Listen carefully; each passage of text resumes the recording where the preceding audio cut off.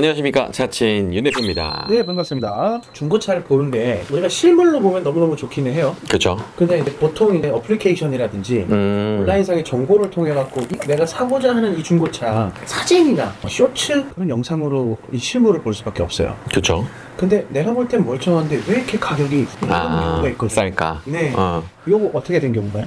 차는 눈속임할 게 너무 많아요. 그리고 숨길 수 있는 것도 너무 많고, 근데 전문가 입장에서 봤을 때는 너무 명확하죠. 싸고 좋은 차가 없어요, 정말로. 저도 가끔 지인들한테 질문을 받아요. 신차 새로 나왔는데 구할 수 있어? 했는데 그 차를 주문 계약을 신차로 넣으려고 하니까 뭐 한 10개월이 걸리는 거예요.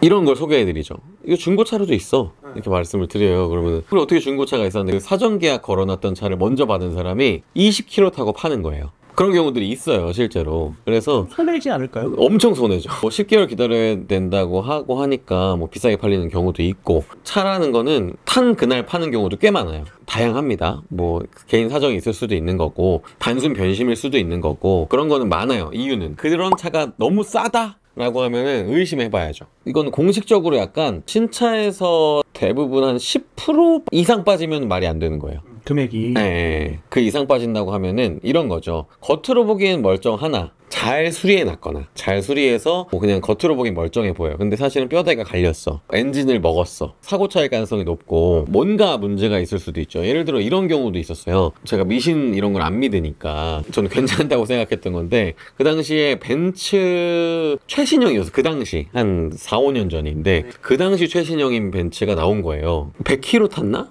그런 차인데 무려 신차가에서 거의 2, 3천만 원이 빠진 상태의 차인 거예요. 그래서 이 정도로 빠진다고 했거든요. 그 차가 신차가가 한 9천 정도 되는 차니까 2, 3천이 빠지면은 20, 30%가 빠진 거잖아요. 그래서 100km밖에 안 된 차가 이렇게 나온다고 했거든요. 알고 보니까 전 차주가 그 차를 사놓고 죽은 거예요. 차에서요? 차에서. 그러니까 차에서 죽으니까 변계탄을 피고 이렇게 한 거죠. 재수가 없다, 이렇게 되는 경우도 있어요. 그런 경우는 근데 진짜로 약간 희귀한 케이스고, 사실은 뭔가 다 문제가 있는 거죠. 그래서 그런 스토리들을 알 수 있으면 하셔도 되고, 대부분은 큰 문제가 있다. 차를 잘 아시는 분들은 그런 건 어느 쪽 사고의 어떤 충격인데 어느 정도 컨디션으로까지 만들어 놨으면 괜찮다, 이런 이제 통계가 생기신 분들도 있어요. 그래서 제가 저한테도 오시면은 뭐 그런 식으로는 안내를 드릴 텐데, 케이스 바이 케이스로 그 차마다. 웬만하시면 차를 잘 아시는 분들 아니면, 저는 사실 제가 먼저는 하우스까지 먹은 차를 사라고 말씀드리지 않습니다.